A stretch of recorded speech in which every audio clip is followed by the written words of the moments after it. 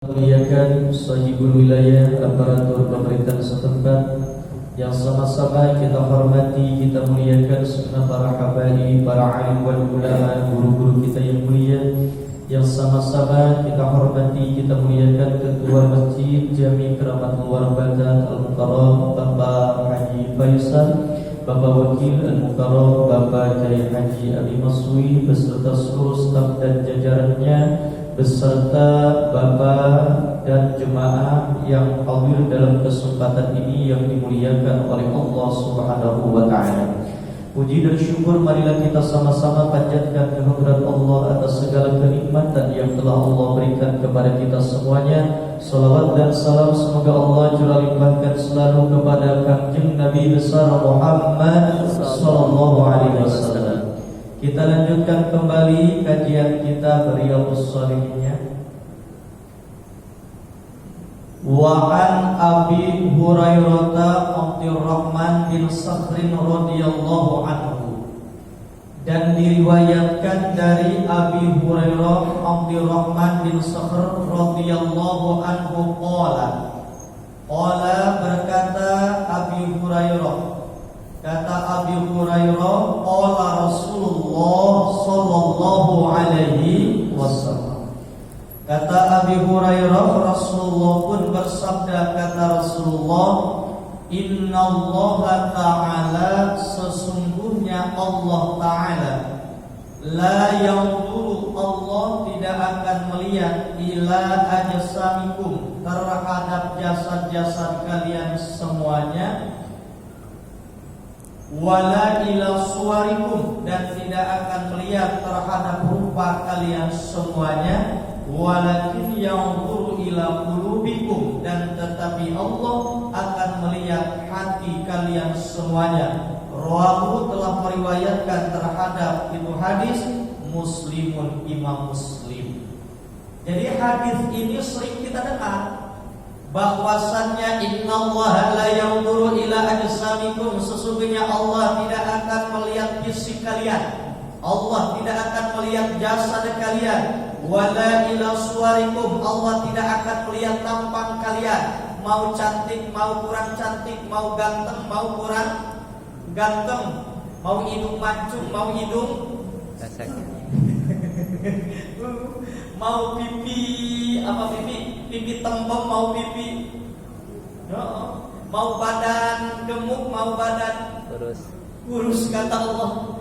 Yang akan kulihat, kata Allah, bukan itunya, walakin yanzuru ila qulubikum, tetapi yang aku lihat hati kalian. Maksud ini hadis adalah Allah memantau gerak-gerik kolbu kita, Allah memantau segala perniatan kita. Jadi ini hadis memotivasi tetap untuk kita berniat itu yang baik, untuk meluruskan niat, untuk meluruskan niat.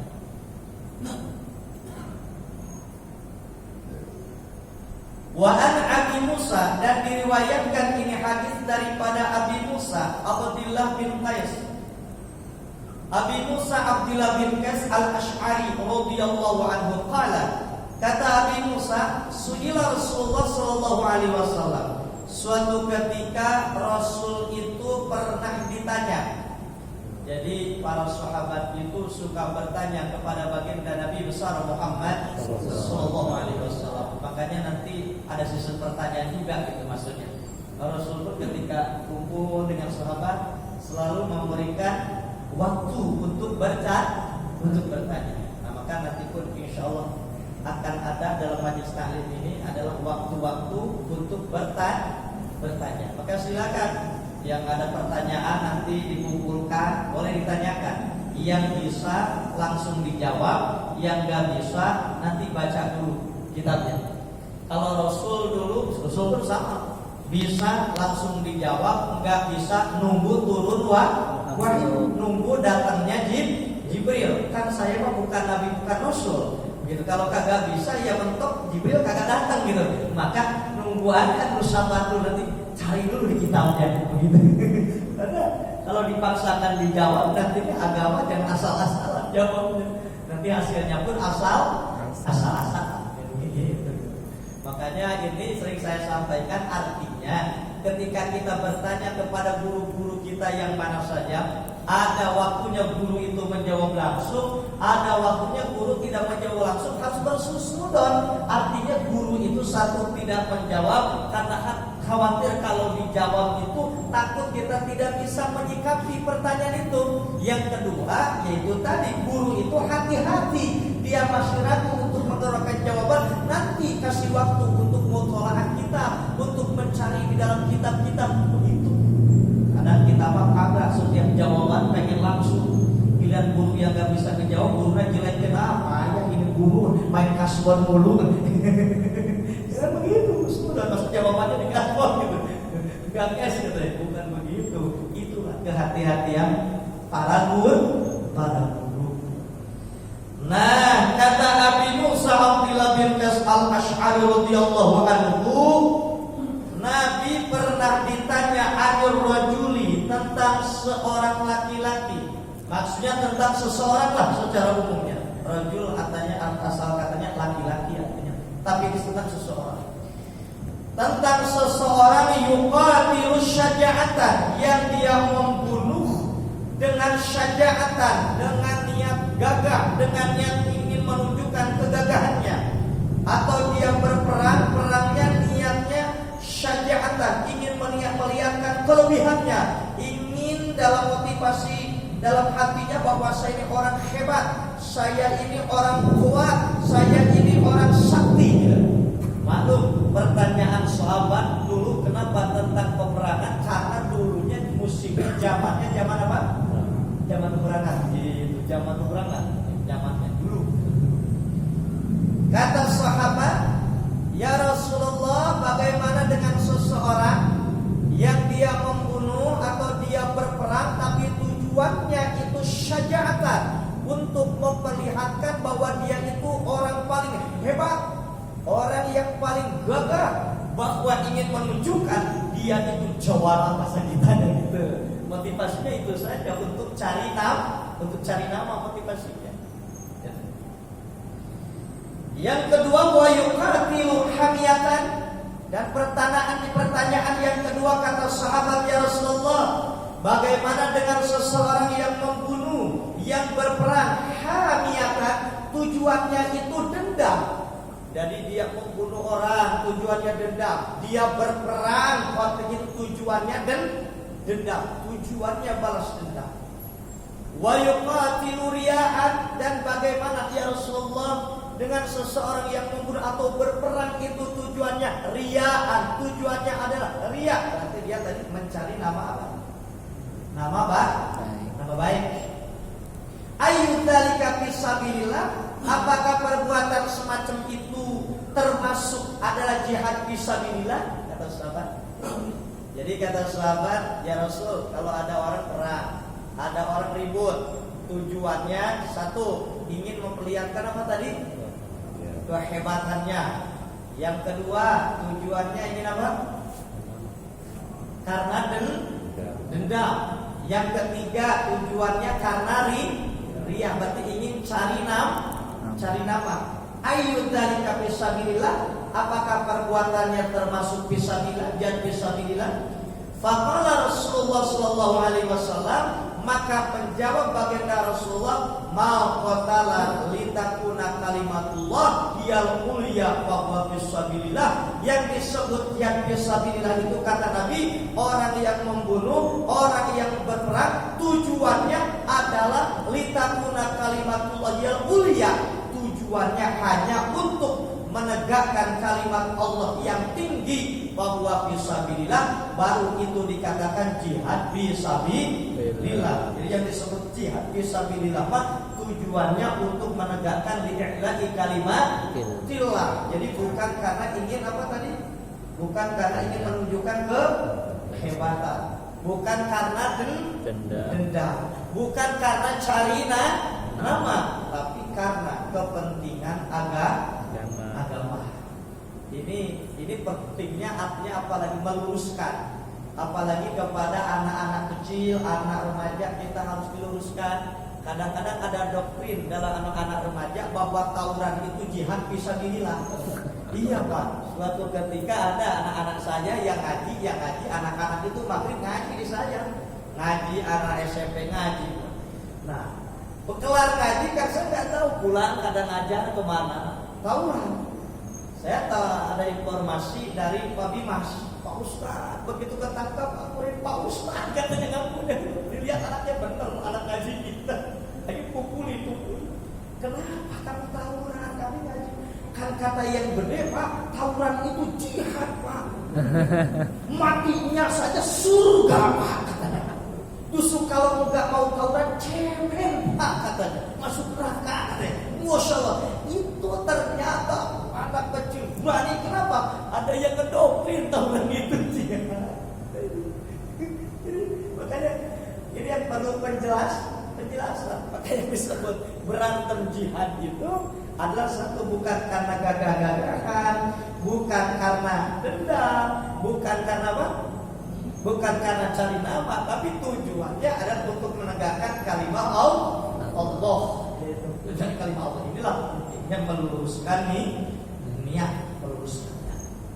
Ini karena konteksnya dulu zaman peperangan.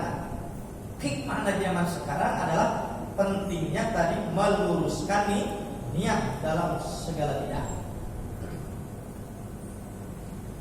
Wa an Abi Bakrata Nufai bin Al-Harith Tsaqafi radhiyallahu anhu, dan diriwayatkan dari Abi Bakrata Nufai bin Al-Harith Tsaqafi radhiyallahu anhu anna Nabi sallallahu alaihi wasallam, sesungguhnya kanjeng Nabi besar Muhammad sallallahu alaihi wasallam, qala kata kanjeng Nabi, idzal taqal muslimani bisayfihima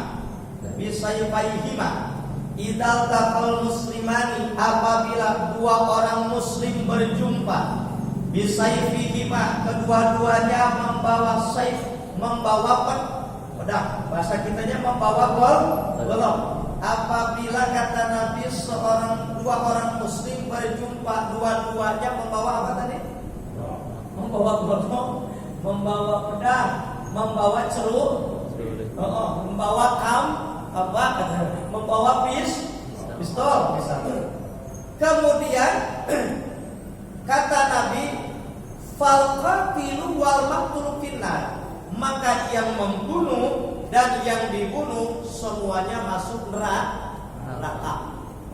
Jadi kalau ada dua orang muslim berantem, dua-duanya bawa apa? Bawa golok, berantem, maka fal qatilu yang menang berarti yang membunuh berarti yang menang, wal maqtul dan yang mati yang dibunuh finnar, kedua-duanya masuk neraka. Qultu, maka aku bertanya, kata sahabat, ya Rasulullah, hai utusan Allah, hadal qatil, ini yang membunuh masuk neraka wajar ya Rasulullah, dia kan membunuh. Bapak balil maktul, bagaimana dengan yang dibunuh udah mati masuk neraka, rugi ya Rasulullah. Kemudian qala innahu kana harisan ala qatil sahibi, kata Nabi, sesungguhnya yang dibunuh pun asalnya dia berniat kenceng ingin membunuh, cuma keburu kalah kedut. Maksudnya begini, kalau seseorang dua muslim berantem, tujuannya dua-duanya tadi karena dendam pribadi. Jadi tidak ada kaitan dengan agama. Atau tidak berjuang hanya untuk nafsunya semata saja, untuk gagah-gagahan. Gitu.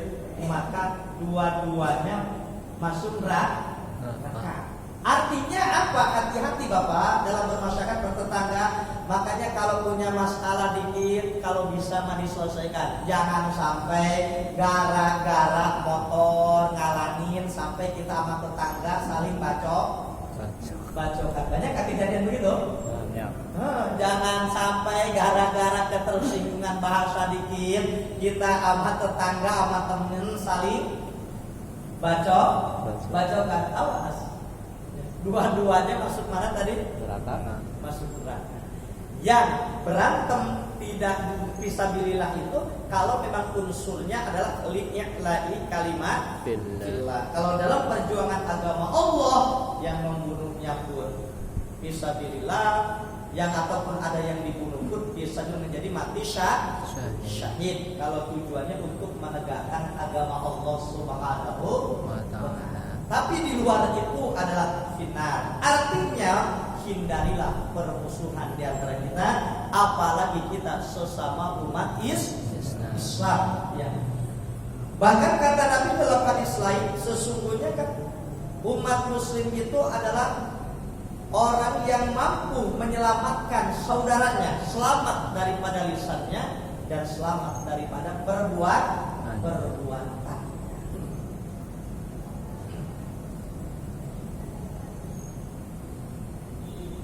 Wa an Abi Hurairah radhiyallahu anhu, hadis selanjutnya diriwayatkan daripada Abi Hurairah radhiyallahu anhu, qala, berkata Abi Hurairah, qala Rasulullah sallallahu alaihi wasallam, berkata Rasulullah, kata Rasul, sholatu rajuli jama'atan, sholatnya seorang laki-laki jama'atan berjamaah, tazimu ala sholatihi, mengungguli atas sholatnya, fisukihi, di pasar atau di kerjaannya, wa baitihi, dan di rumahnya, bid'at wa ishrina darajatan, mengungguli 27 derajat. Jadi hadis ini menjelaskan keutamaan sholat berjamaah dengan sholat di rumah. Jadi keutamaan sholat berjamaah di masjid ya, dengan sholat di rumah. Perbandingannya 27 derajat. 27 derajat perbandingan.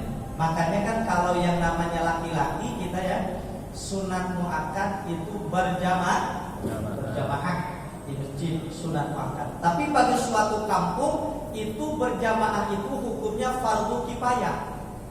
Jadi bagi suatu masjid, suatu kampung, hukum berjamaah itu adalah fardu kifayah. Kalau satu waktu di itu masjid, di itu kampung tidak ada orang yang berjamaah, maka dosalah seluruh ahli kampung itu. Makanya kalau ada di suatu kampung itu yang rajin berjamaah, maka saudaranya yang lain, temannya harus merasa bahagia karena orang yang berjamaah di itu kampung menggugurkan fardu kifayah oleh suatu kampung. Misalkan di kampung kita nih, satu waktu saja tidak ada yang berjamaah, maka dosa sekali. Tapi alhamdulillah di sini mah yang berjamaahnya sampai berlapis. Ya, ronde pertama, ronde kedua, alhamdulillah. Makanya harus ada tuh di suatu kampung, suatu masjid itu minimal yang berjamaah walaupun cuma dua orang, walaupun cuma imam dan makmum. Imamnya satu, makmumnya satu minimal. Bergugur fardu kifayah.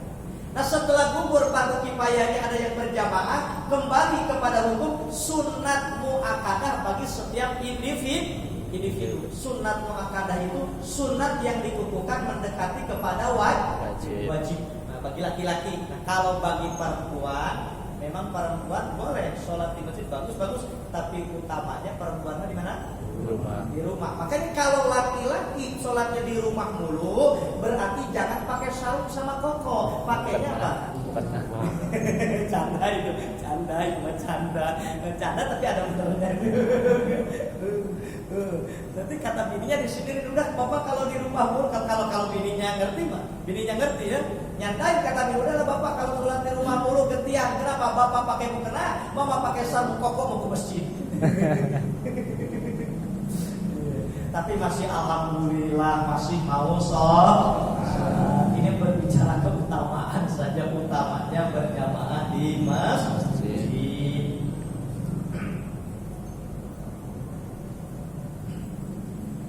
Kemudian wadzalika, dan demikian itu anna ahadahum idza tawaddaa.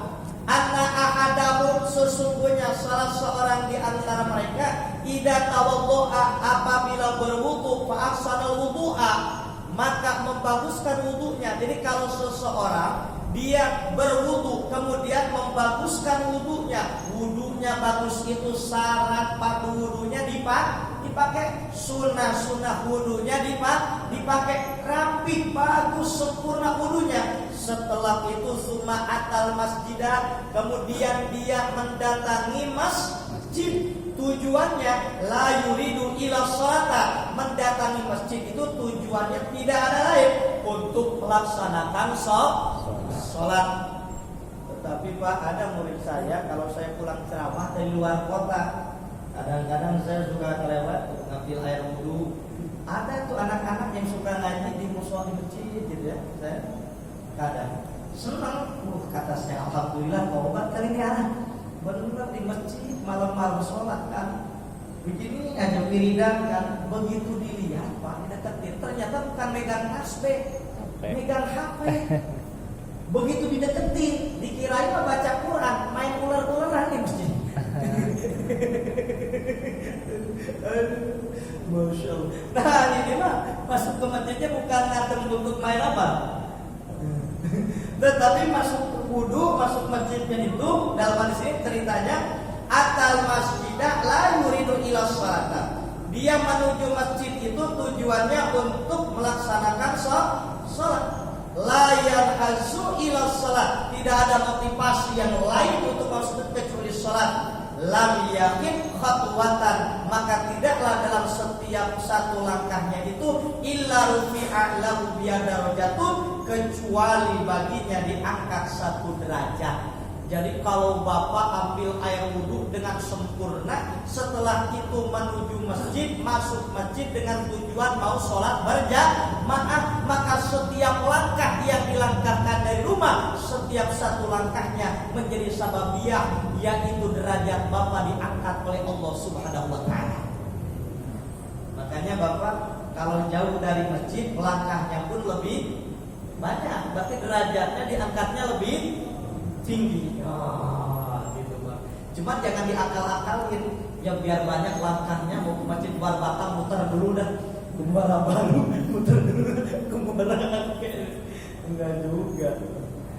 Ya. Di satu langkah kita dari rumah gitu kan menuju masjid untuk sholat jamaah, itu menjadi sababnya diangkat derajat oleh Allah Subhanahu wa ta'ala.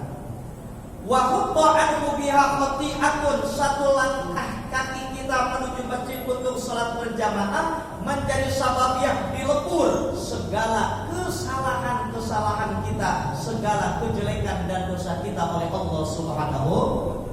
Alhamdulillah. Berarti kita banyak kesalahan enggak Pak? Banyak. Kita banyak dosa enggak Pak? Banyak. Ingin enggak dilepur kesalahan kita? Berarti memperbanyak langkah ke mana? Masjid. Alhamdulillah.